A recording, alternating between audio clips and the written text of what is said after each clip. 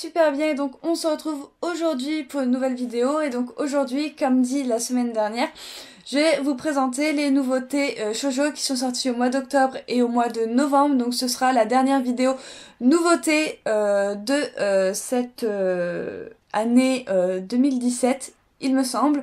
Donc du coup voilà, il me semble pas qu'il y ait des nouveautés pour le mois de décembre. En tout cas, je verrai bien. Donc, eh bien, on va commencer tout de suite parce que j'en ai quand même 6 à vous présenter. Voilà. Et donc, on va commencer avec les 5 shoujo. Donc voilà, j'ai voulu mettre un titre assez original. C'est pour ça que j'ai mis 95% shoujo et 5% josei parce que à la fin de cette vidéo, il y aura un petit josei. Donc on va commencer tout de suite avec le premier que j'ai sous la main. Il s'agit de Good Morning Little Bear Rose de Megumi Morino aux éditions Akata. Donc c'est une série qui sera terminée en 6 tomes. Et le tome 2, nous l'aurons le 14 décembre. Donc quand vous aurez cette vidéo, il sera déjà sorti. Et c'est de genre romance, suspense, fantastique. Un premier tome qui m'a énormément surprise. Ça m'a mis sur le cul. Donc pour faire un petit résumé... on va suivre Tetsu, donc qui est ce jeune homme-là qui travaille dans une grande maison, il me semble, parce que il souhaite démontrer à son père que il peut arrêter ses études et commencer à travailler, commencer à prendre sa vie en main. Voilà, donc il va travailler dans la prestigieuse famille Karasawa, donc c'est une grosse maison, ça fait un petit bout de temps que je l'ai lu, donc voilà. Et dans cette maison, il y a une règle surtout à respecter, c'est que il ne faut pas aller au fond du jardin, il y a une cabane et personne ne doit y aller, personne ne doit savoir qui y a dedans. Sauf que un beau jour, notre jeune homme va s'endormir sur un banc et il va faire la connaissance de cette jeune fille. Et bien sûr, c'est la jeune fille qui habite au fond du jardin. Donc ils vont très vite nouer une relation un petit peu d'amitié, tout ça, voilà, ils vont très bien s'entendre et même que il va en tomber amoureux. Sauf que, pas de bol pour lui, le lendemain matin quand il va aller rendre visite à cette jeune fille, cela ne va plus être cette jeune fille mais ça va être quelqu'un d'autre. Et donc du coup c'est comme ça que l'histoire m'a surprise et elle va prendre une tournure vraiment inattendue. Voilà, j'ai été agréablement surprise parce que moi j'adore quand on part comme ça la shoujo vraiment cute et tout d'un coup tout a l'air de se casser la figure pour le héros, tout devient beaucoup plus sombre, on a un petit peu des révélations quand même, tout ça. Et voilà, donc j'ai vraiment très très hâte d'avoir le tome 2. C'est vraiment un shoujo très très prometteur et qui sort un petit peu des sentiers battus, des shoujo que nous avons l'habitude de voir. J'en ai entendu beaucoup d'avis, que ce soit en bien ou en moyen, pas bien du tout. Donc du coup voilà, les gens sont plutôt mitigés sur cette œuvre. Il y en a que ça plaît pas du tout et il y en a qui adhèrent comme moi. J'ai adoré, donc du coup voilà. N'hésitez pas à me dire en commentaire si vous l'avez lu et ce que vous en avez pensé, parce que pour moi il sort vraiment du lot. Donc du coup voilà. Ça va pas tenir, si ça y est. Ensuite, nous avons Close to Haven de Rin Mikimoto aux éditions Pika. C'est une série terminée en 9 tomes et nous aurons le tome 2 le 13 décembre. C'est de genre drame, romance, tranche de vie. Encore un shoujo qui sort un petit peu des sentiers battus. J'avais jamais lu ce genre d'œuvre autre part. Et donc là, on va suivre une jeune fille qui s'appelle Ninon. Et qui est plutôt solitaire comme jeune fille. Voilà, sa seule petite compagnie, c'est d'avoir sa petite perruche, voilà, sur son épaule, qui s'appelle Prof. Elle l'a même pendant les cours. Voilà, la perruche fait croire que il n'est pas vivant. Voilà, que c'est un... Alors, je sais plus comment on appelle ça, les animaux qui ne bougent plus, mais qui paraissent tellement vrais. Donc, du coup, voilà. Et notre jeune fille va faire la rencontre de ce jeune homme-là, donc qui s'appelle Kira. Et au premier abord, voilà, ils font que discuter comme ça, et finalement, ils se quittent assez vite. Et elle va apprendre par sa mère que il ne reste plus que 365 jours à ce garçon. Voilà, il n'a plus que 365 jours à vivre, à profiter de la vie. Et là, ça va faire un petit peu un choc à notre héroïne qui a l'habitude d'être seule avec sa perruche, de manger toute seule, tout ça. Son quotidien va être bouleversé par cette mauvaise nouvelle que va lui apprendre sa mère par ce voisin à qui il ne reste plus que 365 jours à vivre, et de là ça va un peu bouleverser sa vie puisqu'elle va décider voilà, de lui faire vivre sa vie à fond, de toujours être avec lui, de lui demander voilà qu'est-ce qu'il a envie de faire, qu'est-ce qu'il voudrait faire avant de quitter ce monde. Et j'ai trouvé ça très poignant. Alors là on peut s'imaginer tout de suite la fin, il peut y avoir que deux issues. La première, soit il trouve une solution pour guérir notre Kira.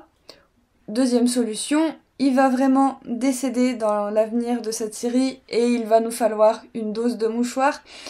Donc du coup voilà, c'est vraiment très très triste, ça change un petit peu de tous les shoujo frais, tranches de vie, tout ça qu'on a l'habitude de lire, ou alors un petit peu gnangnan. Voilà, là c'est vraiment très très prenant et on se demande à chaque fois qu'on tourne une page, qu'est-ce qui va se passer pour Kira? Est-ce que ça va aller, tout ça? Donc bien évidemment, vous le retrouverez dans le top shoujo de cette année 2017 parce qu'il en vaut énormément le coup. Ensuite, un petit peu de douceur avec Chat malgré moi de Konomi Wagata. Donc c'est aux éditions Nobi Nobi et c'est par l'auteur qui a fait Lusky, mon ami pour la vie. Voilà. Cette série est toujours en cours avec 2 tomes et le tome 2 nous paraîtra le 7 février, c'est de genre comédie, tranche de vie. J'adore la couverture, je trouve trop mignonne. Bref, donc à part ça, on va suivre la vie du jeune Nao qui est à la base un lycéen, mais il va se faire renverser par une voiture et il va se réincarner dans le corps d'un chat. Voilà, dans le corps d'un chat. Et donc il va un petit peu tester un petit peu comment c'est la vie d'un chat, voilà, à courir, à grimper aux arbres, à sauter, tout ça, tout ça. Sauf qu'il va se rendre compte que dès qu'on croise des autres chats qui sont dans la rue, la vie devient beaucoup moins facile et c'est beaucoup moins joyeux, jusqu'à ce qu'il tombe sur Chika, une lycéenne et une ancienne camarade de classe du coup du jeune garçon, du jeune chat. Maintenant on va plus parler de chat.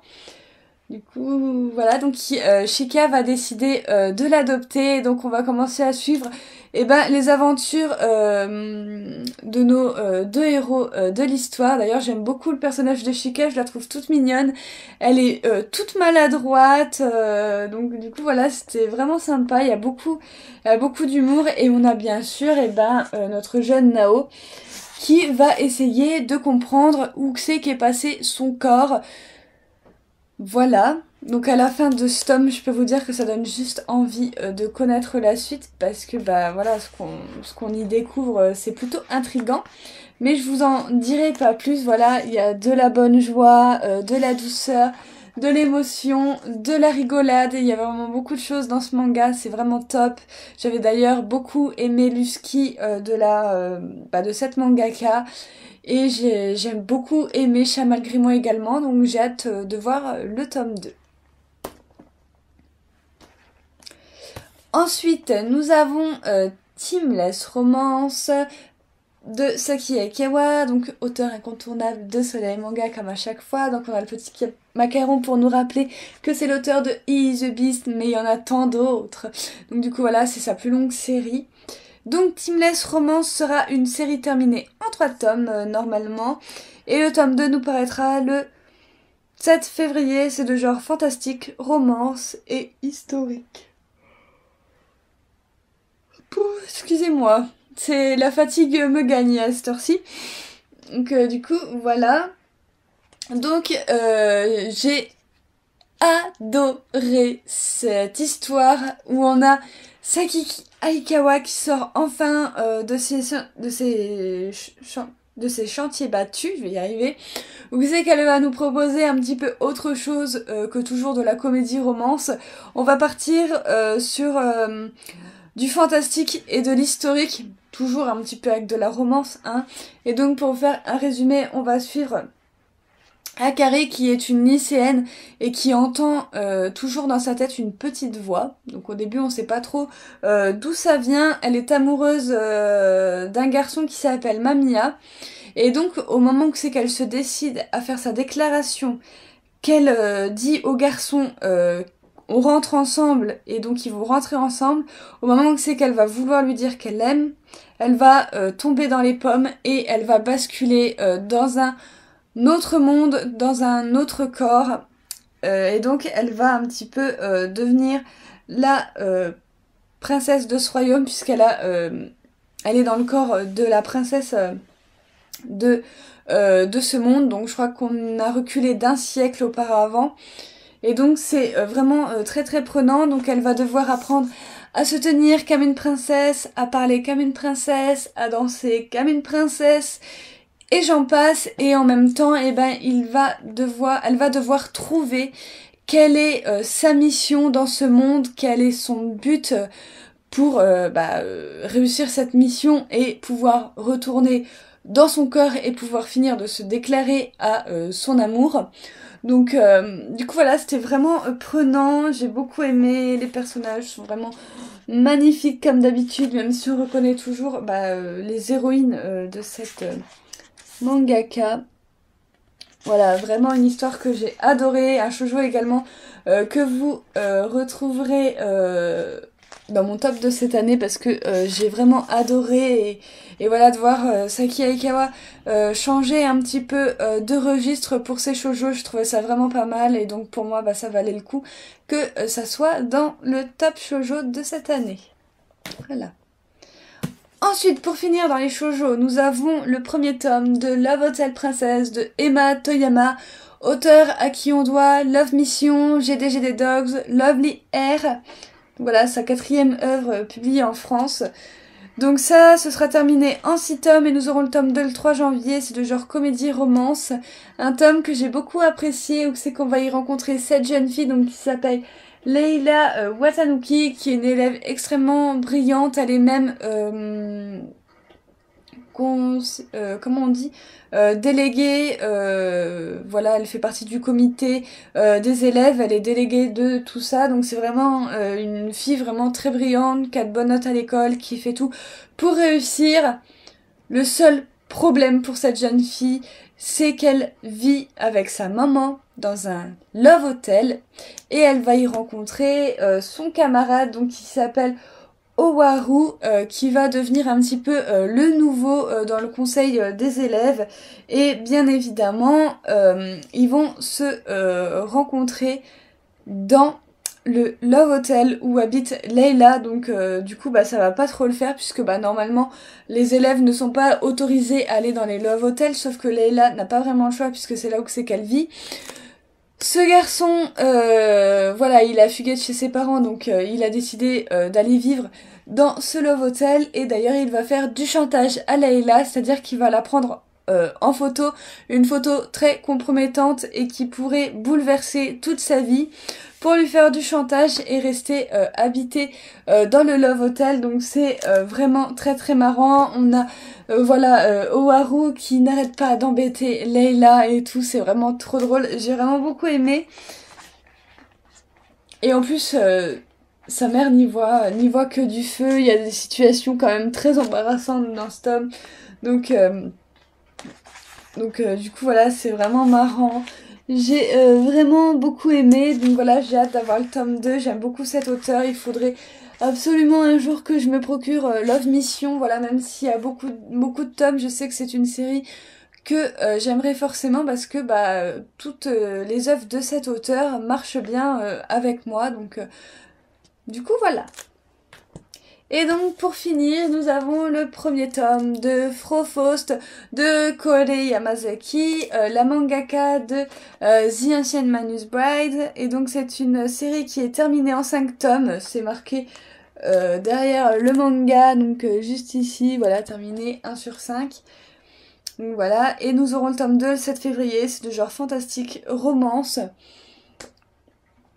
Donc là nous allons suivre cette jeune femme qui s'appelle Johanna et qui va sauver un jeune garçon qui va devenir très vite son disciple, puisqu'il faut savoir que son histoire à cette jeune demoiselle Johanna n'est pas très gaie, puisqu'en fait elle a un serviteur donc qui est ce monsieur-là et qui s'appelle Méphistophélès, qui n'est rien d'autre que Faust, qui fait partie en fait des plus grandes légendes, et donc en fait il va s'avérer que cette légende va être vraie, et va y avoir voilà des méchants, voilà des méchants gens comme celui-ci qui en ont après Johanna et surtout après Méphisto.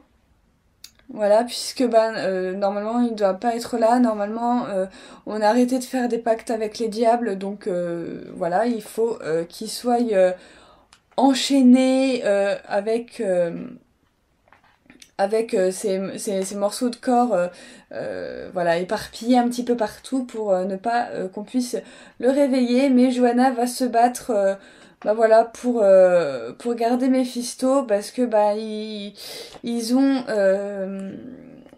comment on explique ça déjà? C'est très difficile, c'est très complexe à expliquer. Ils ont voilà pactisé, et donc du coup voilà, Johanna est un petit peu obligée de se battre avec eux pour pouvoir garder Méphisto à ses côtés. J'ai trouvé ça vraiment sympa. Après c'est un tome d'introduction qui est déjà bien complexe. Voilà, il faut assimiler légende et vérité. Il y a pas mal quand même de personnages que l'on découvre dans ce premier tome. Donc voilà, je pense qu'avec le deuxième tome, ça ira mieux. Voilà, j'aime beaucoup parce qu'à la fin de ce premier tome, on avait un petit bonus, donc une histoire inédite de l'auteur que j'ai beaucoup aimé. Donc voilà, ça a été une bonne lecture. Donc du coup voilà, mais si je devais choisir entre The Insane Manus Bride et Frofaust, ce serait sans hésiter The Insane Manus Bride, voilà, qui est tellement plus prenant, je trouve, même pour un premier tome. Voilà, je m'attendais vraiment à du lourd avec ce premier tome, j'ai été un petit peu déçue, mais voilà, c'est pas grave, connaissant l'auteur, je sais que ça va quand même être une excellente série, même si ça n'a pas été pour moi du niveau de The Insane Manus Bride ou un coup de cœur, ça a quand même été une très bonne série. Donc du coup voilà. Du coup voilà tout le monde, j'en ai fini avec cette vidéo qui fait déjà 17 minutes. Voilà, donc n'hésitez pas à me dire en commentaire si vous avez lu certaines de ces œuvres que je vous ai présentées, ce que vous en avez pensé, ça me ferait très plaisir. N'hésite pas aussi à mettre un petit pouce j'aime si tu as aimé cette vidéo, aimer en découvrir un petit peu plus sur les nouveautés d'octobre et de novembre. Et à t'abonner juste ici si jamais tu veux suivre à chaque fois que je publierai une vidéo. Sur ce, je te dis à très bientôt, de gros bisous, porte-toi bien et à plus!